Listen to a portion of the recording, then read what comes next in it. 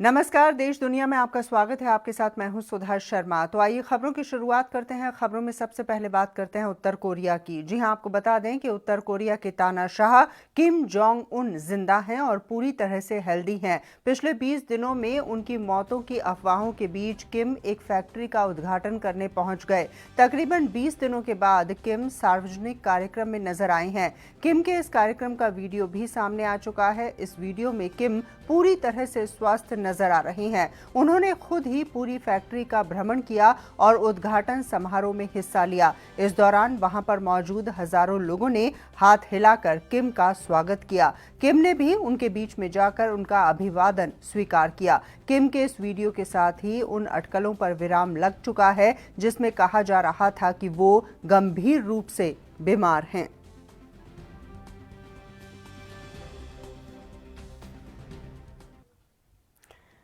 और अब बात करते हैं पाकिस्तान की। आपको बता दें कि पाकिस्तान आमतौर पर सभी अंतर्राष्ट्रीय मंचों पर अपने यहां अल्पसंख्यकों, खासकर हिंदुओं और ईसाइयों पर होने वाले भेदभाव से इनकार करता रहा है। हालांकि पाकिस्तान मानवाधिकार आयोग की रिपोर्ट ने इमरान खान की सरकार की सभी बातों को झुठला दिया है। आपको बता दें कि इस रिपोर्ट में कहा गया है कि साल 2019 मानवाधिकार के मामले में काफी चिंताजनक रहा है और अल्पसंख्यकों पर अपराध लगातार बढ़ते हुए नजर आए हैं। पाकिस्तान के मानवाधिकार आयोग ने अपनी सालाना रिपोर्ट में कहा है कि 2019 में कोरोना वायरस महामारी के कारण कमजोरों और खासतौर से धार्मिक अल्पसंख्यकों की स्थिति और ज्यादा खराब होगी। इस रिपोर्ट में यह भी कहा गया है कि धार्मिक अल्पसंख्यक, खासतौर से हिंदू और ईसाई, अपनी धार्मिक स्वतंत्रता या मान्यता का लाभ पूरी तरह से उठाने में सक्षम नहीं है, जिसको लेकर गारंटी संविधान के तहत उन्हें दी गई है।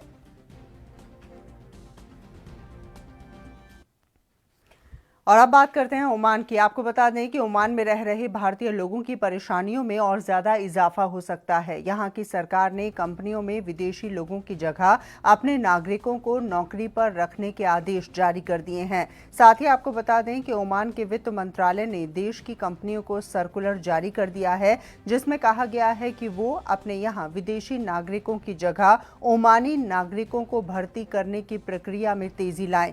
कंपनियों को 2021 तक प्रबंधकीय पदों समेत अन्य पदों पर विदेशी कर्मचारियों के स्थान पर योग्य ओमानियों को नियुक्त करने के लिए कहा गया है।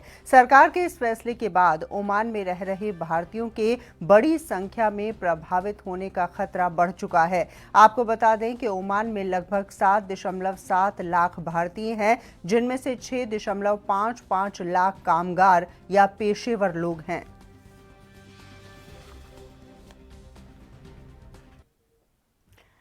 अमेरिकी राष्ट्रपति ट्रंप की तरफ से मिल रही लगातार आलोचनाओं के बावजूद भी वर्ल्ड हेल्थ ऑर्गेनाइजेशन लगातार चीन की तारीफ करता हुआ नजर आ रहा है। आपको बता दें कि WHO ने एक बार फिर से कोरोना वायरस महामारी से निपटने के लिए चीन की प्रशंसा की है और कहा है कि दुनिया के बाकी देशों को भी वुहान से सीखना चाहिए। WHO ने कहा है कि वुहान में स्थितियां काफी खराब थीं, लेकिन वहां कैसे संक्रमण से निपटा गया, इससे दुनिया सबक ले सकती है। साथ ही WHO की स्वास्थ्य आपात कार्यक्रम अधिकारी मारिया ने जेनेवा में ऑनलाइन संवाददाता सम्मेलन में कहा है कि वुहान में कोविड-19 का अब कोई नया मामला नहीं है। वुहान में अब इस बीमारी से कोई प्रभावित नहीं है और इस उपलब्धि पर वो चीन को बधाई देते हैं।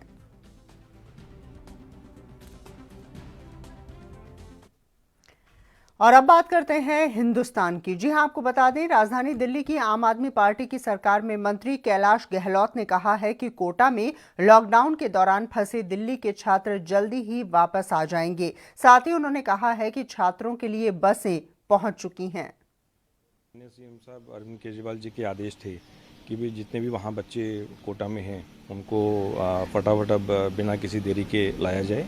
तो 40 बसें रात को निकल गई थी ISBT से, सारे प्रोटोकॉल्स फॉलो करते हुए, प्रॉपर सैनिटाइजेशन, और पूरे सब ऑफिसर्स को भी वहाँ ब्रीफ किया गया एक बार फिर दोबारा। और अभी मेरे पास सूचना आई है कि 10 बजे के आसपास 40 बसें कोटा पहुँच गई हैं। तो वहाँ की फॉर्मेलिटीज़ अब स्टार्ट हो जाएंगी और उम्मीद करते हैं कि बहुत जल्द वो सारे बच्चे अपना लगभग 800 के आसपास ये बच्चे हैं दिल्ली से, तो वो सारे अपने अपने घर पहुँचे। तक जो लगातार जो ऑफिसर्स भी मीटिंग कर रहे हैं और सीएम साहब पूरा मॉनिटर कर रहे हैं सारी चीज़ को, क्योंकि एक बड़ा एरिया चाहिए होगा कि ये बसें 40 बसें वहाँ पे आएँ और हर एक बस में लगभग 20 के आसपास से ज़्यादा बच्चे हम नहीं अलाउ कर रहे हैं, ताकि क्योंकि उसके दौरान सफ़र के दौरान भी पूरा सोशल डिस्टेंसिंग और जितने भी प्रोटोकॉल्स हैं और जो भी गाइडलाइंस हैं उसको भी हम फॉलो कर रहे हैं और रास्ते में उनका खाने की भी व्यवस्था की गई है। और वहीं दुनिया भर में कोरोना से जूझ रहे लोगों का हवाला देते हुए आम आदमी पार्टी के नेता संजय सिंह ने कहा है कि देश में कोरोना की स्थिति काबू में है। देखिए, पूरी दुनिया में अगर आप कोरोना के संकट को देखेंगे और भारतवर्ष से उसकी तुलना करेंगे तो मेरा अपना ऐसा मानना है कि दुनिया में जो इसका प्रभाव है बाकी देशों में और लोगों के जितने तेजी के साथ मरने की घटनाएं सामने आ रही है कोरोना संकट के कारण, कोरोना संक्रमण के कारण जो मौतों का आंकड़ा आ रहा है वो बहुत भयावह है, डराने वाला है। लेकिन फिलहाल ऊपर वाले की कृपा से हिंदुस्तान में ऐसी स्थिति नहीं है। ये प्रभु की बहुत बड़ी कृपा है कि यहाँ पर लोगों की जान नहीं जा रही है। कोरोना संक्रमण बढ़ भी रहा है तो आप ये कह सकते हैं कि उतनी तेजी के साथ नहीं। अगर आप 35,000 की भी बात कर रहे हैं तो आप देखिए दुनिया के वो तमाम विकसित देश, यूरोप के देश या अमेरिका, इटली, आप देखिए कितनी तेजी के साथ वहाँ पे बढ़ा कोरोना। जर्मनी हो, फ्रांस हो, कंट्रोल नहीं कर पाए वो लोग। हमारे यहाँ भी बढ़ रहा है लेकिन बढ़ने की जो गति है वो उसकी तुलना में जितना यूरोप में, अमेरिका में, ब्रिटेन में जितनी तेजी से बढ़ा उसकी तुलना में बहुत कम है। और इसके पीछे की वजह ये है कि लोग एहतियात बरत रहे हैं, लॉकडाउन का पालन कर रहे हैं, जिसके कारण से हम लोग अभी शायद उतनी भयावह स्थिति में नहीं पहुंच पाए। और वहीं दूसरी तरफ असम सरकार ने लॉकडाउन को 4 मई से और 2 हफ्ते के लिए बढ़ाने के केंद्र सरकार के फैसले का स्वागत किया है। हालांकि असम की सरकार की तरफ से कहा गया है कि लॉकडाउन में ढील की वो समीक्षा करेंगे। The main objective of lockdown is to keep everyone safe from the coronavirus. So I believe the people of Assam in the last 2 phases, they have observed it with discipline and commitment. And we are confident in the third phase too, the people of Assam will the same spirit, will observe it. Though we have certain relaxation, those matter will be taken to the every individual to make them understand. और वहीं दूसरी तरफ उत्तर प्रदेश की अगर बात की जाए तो उत्तर प्रदेश के अपर मुख्य सचिव गृह अवनीश अवस्थी ने मुख्यमंत्री योगी आदित्यनाथ के लिए जो तमाम बातें कही हैं, आइए आपको बताते हैं कि उन्होंने क्या कुछ कहा है और साथ ही मुख्यमंत्री के फैसलों को लेकर भी उन्होंने जनता तक जानकारी पहुंचाई है। आप भी सुनिए। माननीय मुख्यमंत्री जी ने मेडिकल संक्रमण पर आज फिर गंभीर चिंता व्यक्त की है और जो भी सुरक्षा के उपकरण है, ओपीडी किस तरह चलेगी, इसका निर्देश भी उन्होंने दिया है। टेलीफोन पर मरीजों को परामर्श देने का भी निर्देश दिया है।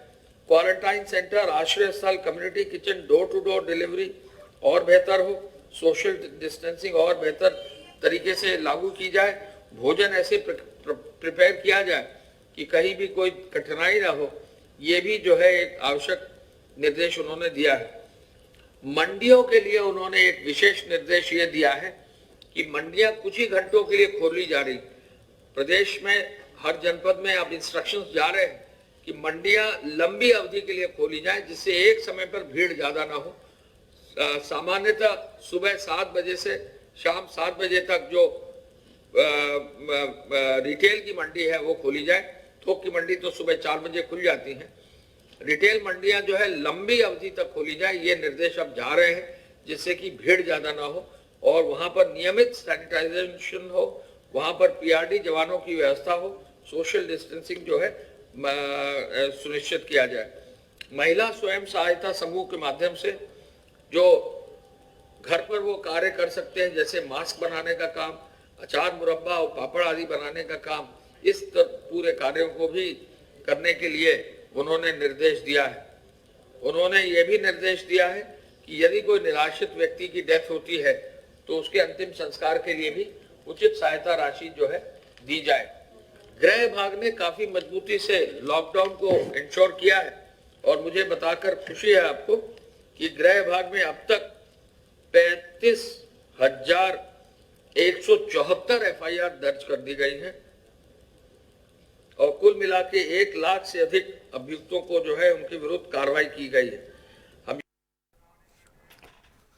और चलिए इस वक्त एक बड़ी खबर आ रही है जम्मू कश्मीर से, इसके विषय में जानकारी हम आप तक पहुंचा दें। जम्मू कश्मीर के पुलवामा से ये बड़ी खबर मिल पा रही है। आतंकवादियों ने सुरक्षा बलों पर ग्रेनेड से हमला बोला है। संदिग्ध आतंकवादियों ने पुलिस और सीआरपीएफ की टीम पर ग्रेनेड फेंका है। ग्रेनेड सड़क के किनारे विस्फोट इसमें हो गया, ये जानकारी मिल पा रही है। तो बड़ी खबर आपके टेलीविजन स्क्रीन पर, हमलावरों की तलाश लगातार की जा रही है। जम्मू कश्मीर से ये बड़ी खबर मिल पा रही है और जैसा की जानकारी हमने आप तक पहुंचाई है कि जम्मू कश्मीर के पुलवामा में ये घटना घटी है, जहां पर सुरक्षा बलों के ऊपर ये हमला बोला गया है, ग्रेनेड से हमला बोला गया है और सीआरपीएफ और पुलिस की संयुक्त टीम यहां पर जा रही थी, जिसके ऊपर ये ग्रेनेड फेंका गया। हालांकि सड़क के किनारे गिरकर ग्रेनेड के अंदर धमाका भी हो चुका है। तलाशी अभियान शुरू हो चुका है और लगातार कोशिश की जा रही है कि हमलावरों को जल्द से जल्द पकड़ा जाए।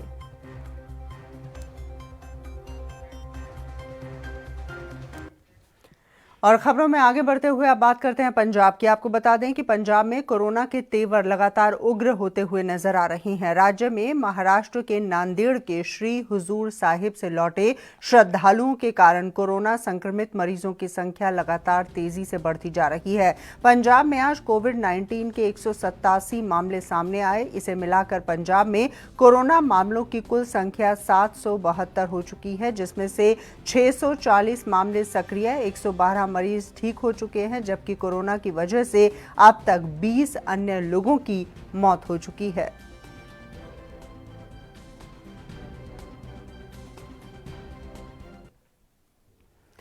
और वहीं हरियाणा में 24 घंटे में 19 कोरोना मरीजों की पुष्टि हो चुकी है और अब कोरोना मरीजों की कुल संख्या बढ़कर 376 हो चुकी है। आपको बता दें कि हरियाणा के 2 जिले सोनीपत और फरीदाबाद रेड जोन में है। हरियाणा में कोरोना मरीजों का रिकवरी रेट 64.36 है और साथ ही 5 कोरोना मरीजों की मौत की पुष्टि भी हो चुकी है। वहीं मरीजों के दुगने होने की दर देखकर लगातार ये लग रहा है कि 21 दिनों के बाद हरियाणा में कोरोना मरीज दुगने हो सकते हैं।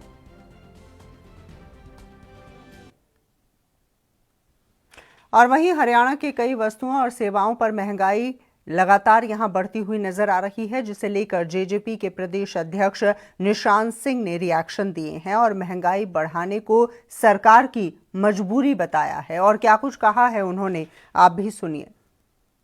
सरकार ने प्रदेश कैसे चलाना है ये सरकार ही जानती है।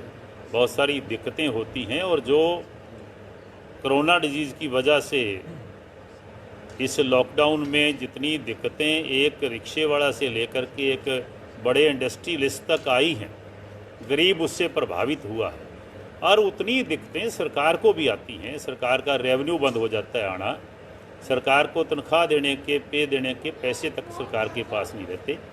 ये जो निर्णय सरकार लेती है कहीं ना कहीं मजबूरियों में लेती है, जो मैं समझता हूँ। और आज हरियाणा सरकार ने ये निर्णय लिया, कल पंजाब, राजस्थान को, महाराष्ट्र दूसरे लोग लेंगे, क्योंकि जब अपने लोगों को पे देने के पैसे नहीं होंगे तो उनको भी निर्णय लेने पड़े। ये बहुत दुखद बातें होती हैं जब सरकार की तरफ से कोई चीज़ें बढ़ाई जाती हैं, लेकिन जिसने सरकार को चलाना उसकी मजबूरियाँ। और खबरें अभी और भी हैं, लेकिन उससे पहले यहाँ रुक रहे हैं एक बहुत ही छोटे से ब्रेक के लिए। आप बने रहिए हमारे साथ।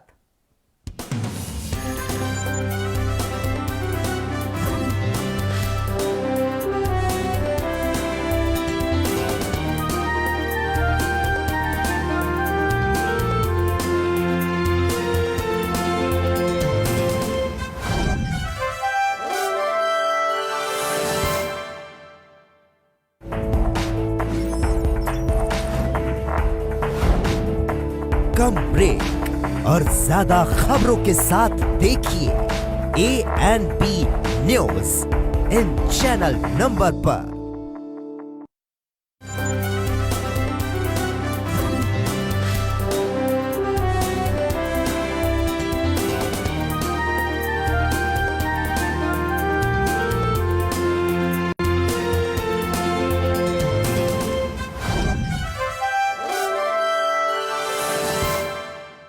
ब्रेक के बाद एक बार फिर से आपका स्वागत है। खबरों में आगे बढ़ जाते हैं। आपको बता दें कि हरियाणा के फरीदाबाद से सटा दिल्ली रेड जोन है। हालांकि हरियाणा का फरीदाबाद भी रेड जोन में है। वहीं दिल्ली पुलिस फरीदाबाद और दिल्ली बॉर्डर पर नरमी बरत रही है और सभी जरूरी काम के लिए आने जाने वाले लोगों को इजाजत भी दी जा रही है, लेकिन साथ ही सोशल डिस्टेंसिंग का ख्याल रखा जा रहा है।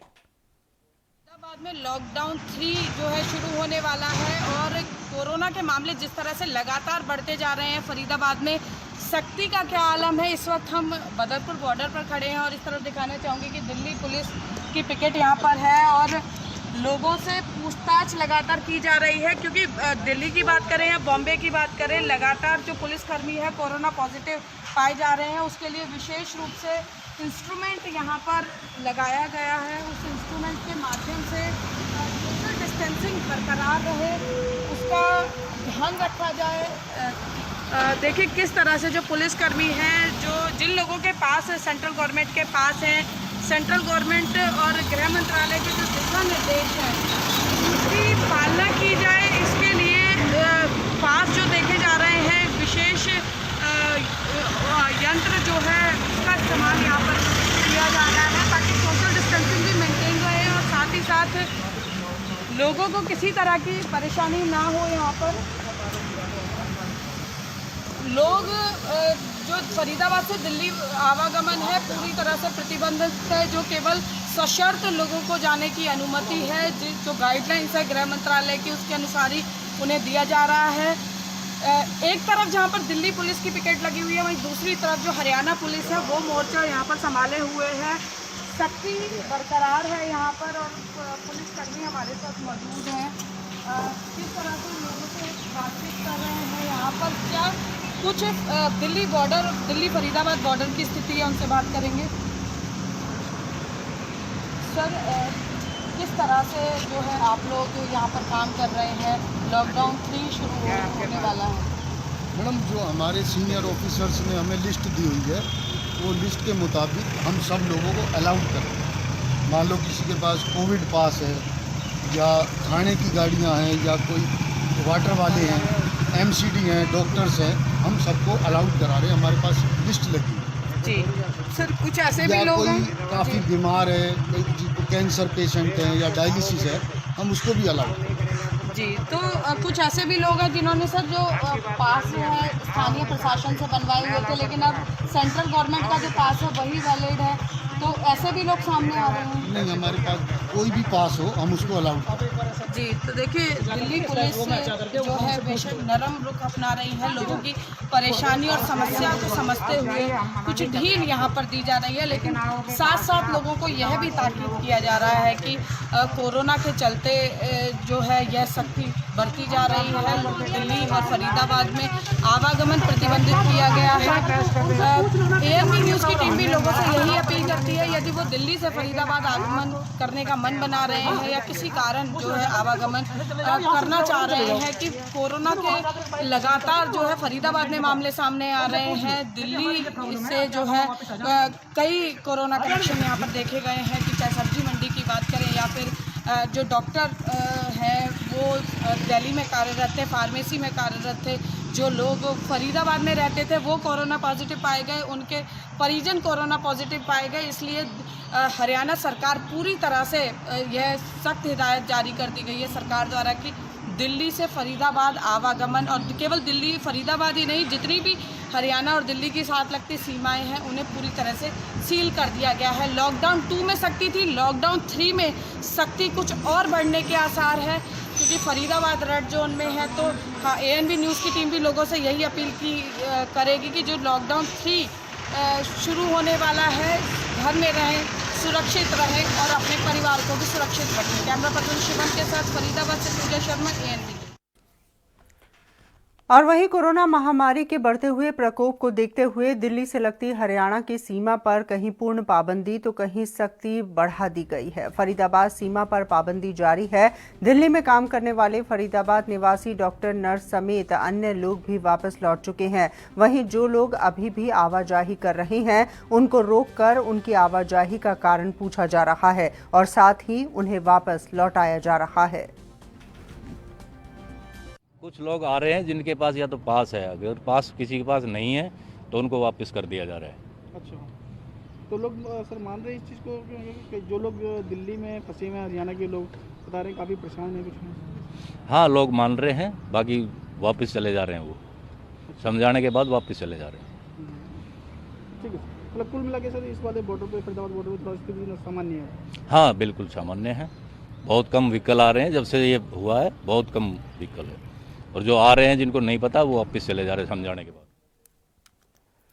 और वहीं राजस्थान की अगर बात की जाए तो राजस्थान के जयपुर से प्रवासी श्रमिक और विद्यार्थियों के विशेष ट्रेनों से आगमन को लेकर केंद्र से हरी झंडी मिलने के बाद शनिवार से प्रदेश से विशेष 5 ट्रेन रोजाना संचालित होने जा रही हैं। हर ट्रेन में 1188 लोगों के आने जाने की सुविधा रहेगी। शुक्रवार की रात को जयपुर और कोटा से ट्रेनों को रवाना किया गया। जयपुर से ये ट्रेनें अपने निर्धारित समय से 2 घंटे से भी अधिक देर से रवाना हो सकी। ट्रेन 12:20 से जयपुर जंक्शन से रवाना हुई। केंद्र से अनुमति मिलने के बाद राज्य सरकार के स्तर पर ट्रेनों के संचालन का फैसला किया गया। शुक्रवार रात 10 बजे पहली ट्रेन जयपुर के नागौर में फंसे 1200 श्रमिकों को लेकर पटना के लिए रवाना हुई, तो वहीं दूसरी तरफ दूसरी ट्रेन कोटा से 1200 विद्यार्थियों को लेकर रांची के लिए रवाना हुई है।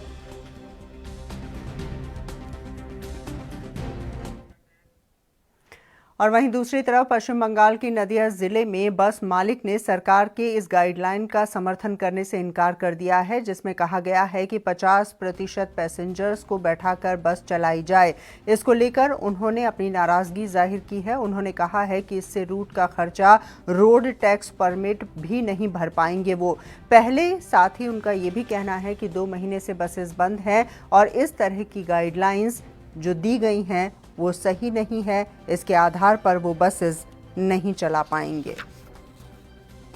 वो भी नहीं चलेगा। 50% पैसेंजर लेकर हमको खर्चा नहीं उठेगा। इंश्योरेंस है, टैक्स है, परमिट है, वो कोई भी नहीं है। वो होता है जो सरकार बोलता है वो भी होता है। सरकार हमारे गाड़ी रिक्वेशन करके लेता है, वो ठीक है, किंतु 50% पैसेंजर के लिए कोई बस नहीं चलेगा। वो आपका आरो गड्ढा ही पड़ेगा। और क्या दिक्कत है?